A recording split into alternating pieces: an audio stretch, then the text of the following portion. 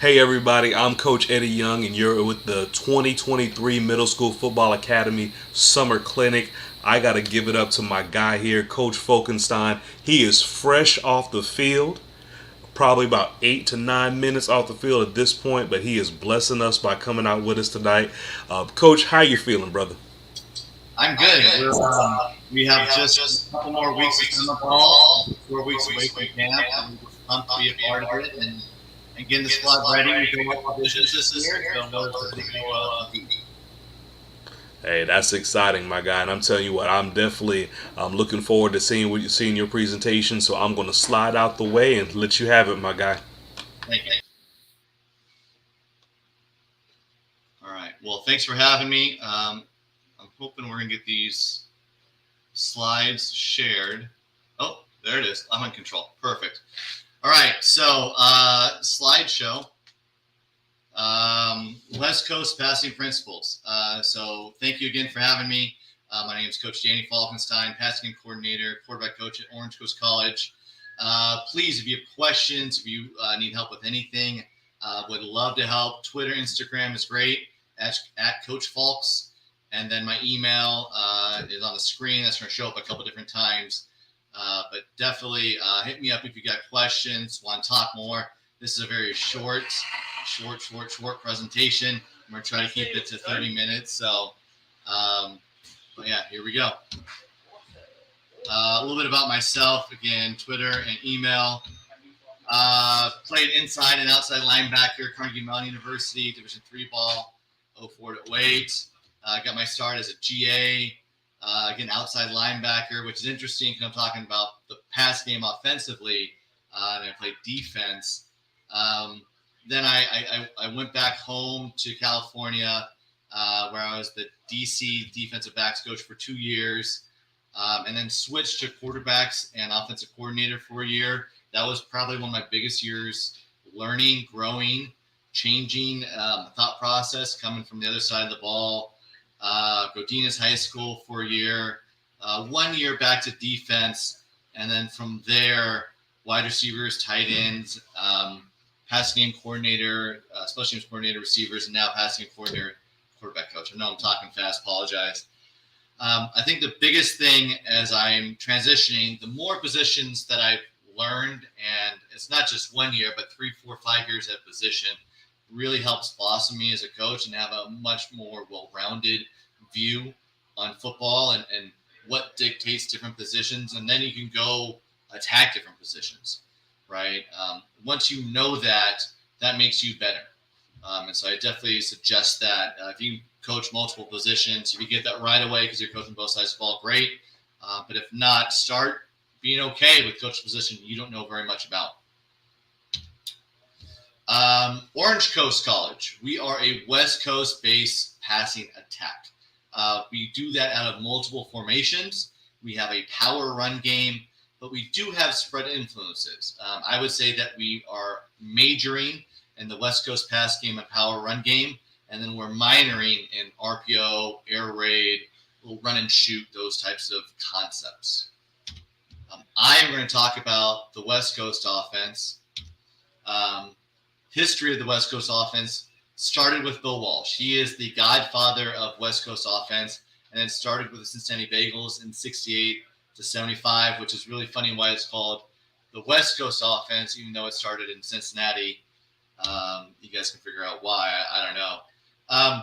But it was born out of necessity, similar to zone reads, similar to RPO, space about to run. A lot of stuff's born out of necessity, right?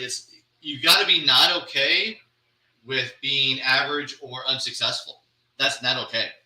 In my mind, figure out a way to be successful, to move the ball, to score points, or on the other side, to defend stuff, to stop people from scoring the ball. And his skill set of his quarterback didn't allow him to be the big, long, over the top type of pass game. And so he needed to have a different set of offense or he's going to get fired. That's still the focus of myself and a lot of other college coaches. If you're not successful, you're going to get fired. You're going to get replaced until they're going to find someone who can get it done. And so, born out of necessity, it is quick game by necessity. Get the ball out of your hands. Part of the quarterback could also be the offensive line. You might want to go to the West Coast because your offensive line struggles, can't protect for very long. That's another necessity part of it. It's focused on horizontal passing system that relies on quick, short throws. And then, obviously, if you have more talents, it can get better. Things become better from it. It still is the focus, is the West Coast, is the dink and dunk, is the horizontal passing system. But if you have dudes, it will make it that much better. Some of the players under Bill Walsh, obviously a lot of success. Joe Montana, Steve Young, those types of players made it great, right? That was a great passing attack those years with those quarterbacks. Some of the evolution from Bill Walsh, as you're going to see a ton of names, and maybe if you're a younger coach, you won't know a lot of these names, but hopefully Mike Holmgren, John Fox, not too long ago, John Harbaugh, Jim Harbaugh, you have John Gruden, Mike McCarthy, right? Gary Kubiak not too long ago, Tony Dungy, Lovie Smith, Mike Tomlin, right? So you look at these names, and the essence of this tree and the focus is great. And I will say, the West Coast offense, maybe you have the guys to run something else, but what happens if your best player gets hurt? What happens if your star quarterback gets hurt? Are you just okay with not winning games? I'm going to tell you that most of these coaches, all of these coaches, are not okay with that. They got to have a reason to still be successful. If you notice, a lot of these coaches were successful, maybe not upper echelon at years with injuries, but they still could supply points, yards, holding the ball, those types of things throughout the years of their careers. I'm going to do this. Love this clip from John Gruden. Say what you're going to say with him, but this is from John Gruden. Let's go green right X. Shift the Viper right. Green right X. Green right X. Shift the Viper right. 382 X stick looky. Here we go, guys. Green right X. Shift the Viper right. 382 Y stick looky. I'm one. Ready? X stick looky. I'm one. Let's go scatter to west right tight. F left. 372 Y stick Z spot. Here we go. Scatter to west right tight. F left. 382 Y stick. Christ. Just go scatter to west right tight. F left. 372 Y stick Z spot. Here we go. Scattered. Say it again. Scatter to west right tight. F left. 372 Y stick Z spot. Here we go. Scattered to west right tight. Scatter to west right tight. F left. 382 372 Y stick Z spot. Z spot. I'm ready. So I love that clip. If you know, maybe you like John Gruden, maybe you don't. And this was from maybe 15 years ago in the 2000s. The NFL playbook and their verbiage and what they do is a lot more complicated than what we do. We try to make it not that long, but are there times where we tag receivers, we tag things that will adjust plays? There are. And so I'm going to show a couple plays, a couple variations of what we did today in practice, actually. Our amazing assistant already has the film up, and I'm going to go over a couple plays. Get back to the presentation. So from, obviously, John Gruden, right, we get to Andy Reid, Patrick Mahomes. If you watch Kansas City play, and to their essence, do they throw the ball deep sometimes? Obviously they do, right? But to their essence, they move the chains. Their focus is to move the chains, right? With Patrick Mahomes, especially early in his career, moving the chains, third, fourth downs, crucial, but they were almost always in third and short, right? 3rd and 3, 3rd and 2, 3rd and 1. Those are much easier situations than it not being 3rd and long, or it's not what you want to be. So if it's all or nothing, that's not good. That's not what the West Coast offense is based on. The West Coast offense is based on 3 to 4 to 5 yards every single down and efficiency. West Coast offense, 70-30, could be 60-40 maybe pass. But a lot of those passes we think are extensions of the run game. It's a nickel and dime offense, dink and dunk, dink and dunk. But it's a rhythm offense. The ball has to be out of the hands of the quarterbacks. This is probably the number one most difficult thing that I have as a quarterback coach. Let the ball go. You have to be okay, and you have to have trust of other people that they're going to get to a certain spot at a certain time. Let the ball go. And then obviously deciphering what the defense is doing in order to know where the space of the defense is to put the ball there. Talked about replace the run with short passes. Vertical spacing is huge. Having a clear out route doesn't even need to be quote unquote clear route. It could be part of a concept, but a route that clears space so you can have horizontal look is so important. Possession receivers are the key. You don't need guys who run 4.4s to run this. Guys who run 4.8, 4.9, 5 flat, catch the ball, know kind of how to get to the space well. Those guys are amazing. Jerry Rice, Cooper Kupp, Travis Kelce do not run amazing 40s. I believe Jerry Rice historically is a 4.8. Cooper Kupp might be a 4.7. Kelce's 4.7, 4.8. These are not burners in the NFL. And when I think of receivers that have done amazing things in the West Coast offense, these are the three. Do I understand Travis Kelce as a tight end? I do understand that. He catches a lot of balls, and he is top 5 receiving every year. So he's a receiving tight end who blocks and does the job there as well. Part of the West Coast offense is understanding that running backs and tight ends are actually the primary parts to the offense. They need to get the ball. They need to have a high percentage of throws go their ways. It's okay to check the ball down. We'll get to that in a second. But they are primary targets. They are actually nightmare matchups. Tight ends on safeties, right, are nightmare matchups. Tight ends on just pure size. The size of a tight end is very difficult for a safety to defend. A 6'2", 6'3", 6'4" tight end against a 5'11" safety. Safety should be faster, but that tight end is a big body guy. Think of a guy throwing the ball into the post. But every time you throw the ball in the post, you get points, and you get points, and you get points. Well, those are easy throws. Running backs on linebackers, normally, depending on how the running back is, but if you put him in space, he will have a matchup. You put him in the box, maybe the linebackers are slightly an advantage. But if you put them in space over and over and over again, I'll tell you what, I played linebacker in college. That is the most terrifying tackle to make, is one-on-one in space.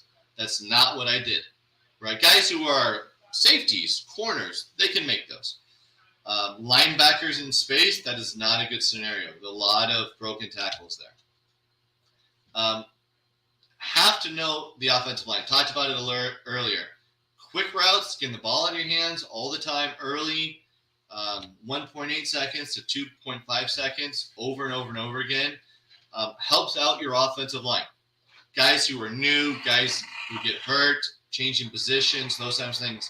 As long as they can hold up and make them go around them, you're going to be in a very good situation to be able to protect your offensive line with the West Coast offense and focusing on quick, short, and intermediate throws.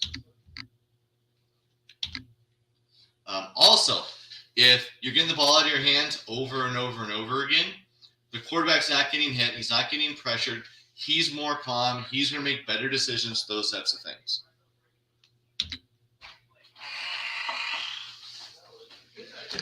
The number one thing, and it's funny, one of my quarterbacks just walked in. The number one thing that we say to my quarterbacks, checkdowns are for first downs are for touchdowns. This is the Bill Walsh thing. And to our core as an offense, and the West Coast offense as its base, that we believe in this. So short, intermediate, and checkdowns to our running backs are key throws and completions that help us move the sticks over and over and over again. Formations, this is kind of part of the evolution of the West Coast offense. Formations started in that kind of pro two-back idea. Watching Joe Montana play split back type stuff. And kind of the evolution to it is turned into still a heavy set. We call this duo. I know that's a run play, but we call it duo. But the tight ends could be two tight ends. It could be a tight end in a slot and then two receivers to the right. This set is extremely difficult to defend. This is kind of the evolution from it as we see the Kansas City Chiefs running this formation, running this specific play. Concept-wise, it is a nightmare matchup, right? You have these two tight ends on the top side of the screen, and you have them on safeties or smaller linebackers. This is a tight end matchup nightmare for them. Also, as you can see, it's one high. They've spun down a safety. The defense has to pick a strength. Do you pick a running strength or a throwing strength? Obviously, down and distance might help with those types of things, but it's very difficult because you're damned if you do and you're damned if you don't. Concepts. 16 minutes in. Let's get into some concepts. What are some passing concepts that you can take from this presentation right now? This is hang. Conceptually, this is hang. You can run this a bunch of different ways, but this route here on the left-hand side by our A position is the hang route. This hang route is going to get you about 7-8 yards, and then you're just going to set up close to over the center. The space is more searching for space here, but this route and setting up and attacking the box is the essence of this play hang. From here, you see the option route on the right-hand side. That's our 5-yard we want to throw all the time. This is our extension of the run game. Throwing the option, throwing the swing, high percentage completion, 90-95% completion over and over and over again. Seeing out at 3-by-1, this is now having your tight end, your big body tight end, doing it, right? He is 7-8 yards, right, over the ball, over the center. Now as spacing, this is very difficult for them to defend the option. The option can break in or out. And it's really difficult to defend unless you have someone sitting at 5 yards right over the defender. Other than that, they're not going to be able to defend the option. You're going to throw the option. So if you have someone all over the hang, if you don't have someone all over the hang and you run two people at the option, you now have a one-on-one or just an not defended at all. Let's get into some film. With film, I'm going to go over... Let's see. I had two different ones. This is from years past. If you'd like to load, there you go. And then not so many orders. Some are going to be better examples than other. But this hang play, some of them are 2-by-2, some are 3-by-1. Audio. Brought up right before it's going. So this is our hang, and so this guy's doing the hang here. He's the option there. He's going to run a dig here, and he's got to clear out skinny post. We want to throw the option. I'm telling the quarterbacks, throw the option unless they take it away. Now, we notice we have this vertical route to the bottom of the screen, this dig. This dig should help clear out space for underneath, right? You can read this with the quarterback, and you can have him go 1 here, 2 there, and then come down 3, right? So a little bit of a high-low to get started. That's one way to do it.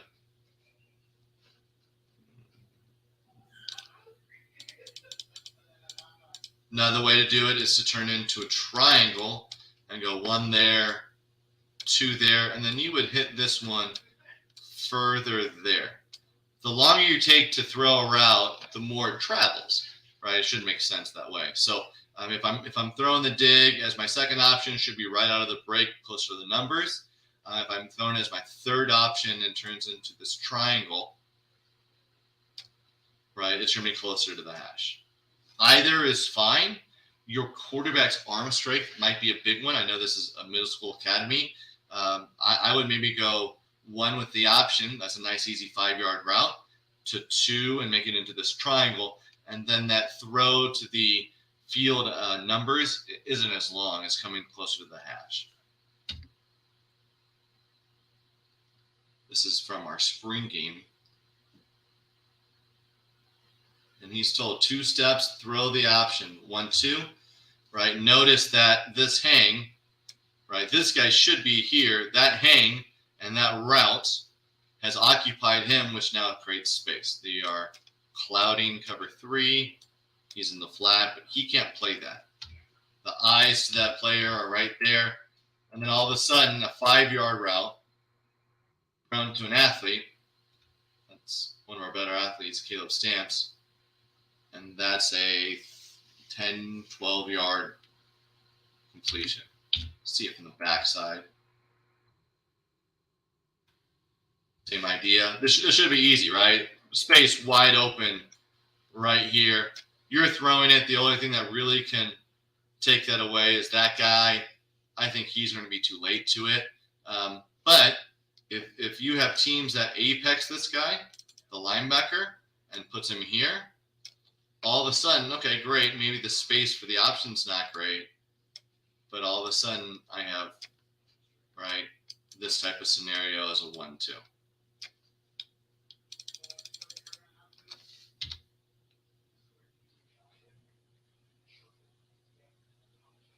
Good scenario for us. Going to go for other years. So this is now 2 by 2. We're running to the boundary. He's going to run the option there. He's going to run the dig here. Search and knife. This is from last year. We have our check down to the running back there. We want to throw the option. So as we're looking at it, seeing if someone takes it away, someone's right there.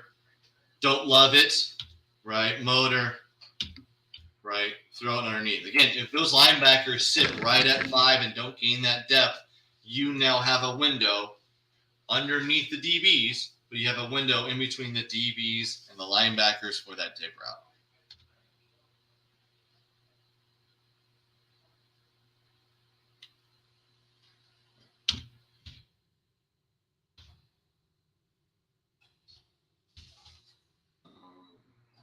Good. Let's see if we can see a check down. Oh. Looking at the search, right? So now we have the search coming here in space, option there, and dig there. Right, hook, and skinny post. Quarterback here looking at the option, right? Sees someone right on top of it. Doesn't like it, comes back, sees the space. We run enough verticals where he's going to try to get underneath this too, right? He doesn't do a very good job walling it. Let's create space there. Creates that nice window. So those are all the key throws there. Let's go back. 6 minutes, good on timing. All right. So why stick or stick with the running back in the route, not in the route, conceptually is a big part of our offense. These are throws that you can make if you're in the middle of the field on a hash. You should be good, whether it's a slot running it, whether it's a tight end running it. I'll show you stuff from today's practice with it. But this stick route, conceptually, if you have this linebacker that's in between the Y and the A, the number 2, number 3 receiver, if he widens at all, you want to throw the stick. That space right there. That's extremely difficult to defend. Variations of the stick that we run are going to be here. You're going to have a fat post or a skinny post. You're going to square this off, and you're going to have a whip route instead of the stick route. In general, both of these very, very good for us. But these are good plays. We have a horizontal stretch here with the out. We have a post that is getting us that vertical stretch so we can throw horizontal. If you want to, probably more so with this type of situation with the fat post, you can run this high to low. That's another way to run this, similar to smash, as an inverted smash, as you can think of it. So there's a lot of different ways to do it. What I would do is I would run the crap out of these sticks. Those are easy throws to make. So regardless of your quarterback, you got a big body guy, think of it as throwing the ball into the post for him. This is going to be filmed from today. It's 7/7. I labeled some of it. I'm going to go through it. I apologize. We'll work through it together. I did this with motion. So in this motion right now, you're going to get a skinny. You're going to get the speed out. Instead of it flat, it's okay. And you're going to get a stick here, right? This stick, if you get people to widen right now, you want to throw the stick. So as we throw that, right, we should throw it. That's what the quarterback should be looking at. You get that linebacker to widen, right? We want to go throw that now. This is the first day we actually threw stick. So he didn't do it well that time. I think we throw it again with a different quarterback. Same idea. That motion guys are going to go in the flat. Right, as soon as that guy widens, right, you should be throwing that. He throws it. It's funny. So he throws it wrong. Do your guys mess up too? My guys mess up. So my quarterbacks, first day we were doing it, or we talked about it a little bit. They didn't get, okay, run it again. This is the very next play. Same quarterback. Run it the other way. Right, that guy widens. Throw it. Yes, it's defended not bad. Right? That's 4 or 5 yards. Cool. We're good with that. That's what we want to do. That's well defended, right? When we still can complete it. That guy widens, you have space. Throw it. I'd say quarterback's probably late. Yeah, he's late throwing that too. That should be 2-step. I think they go the wrong way here. I think I do it the same way. No, I don't. That is actually smash. So this is the inverted of the stick, and so we'll go double in. Different play, right? And then it's smash. Variation of smash.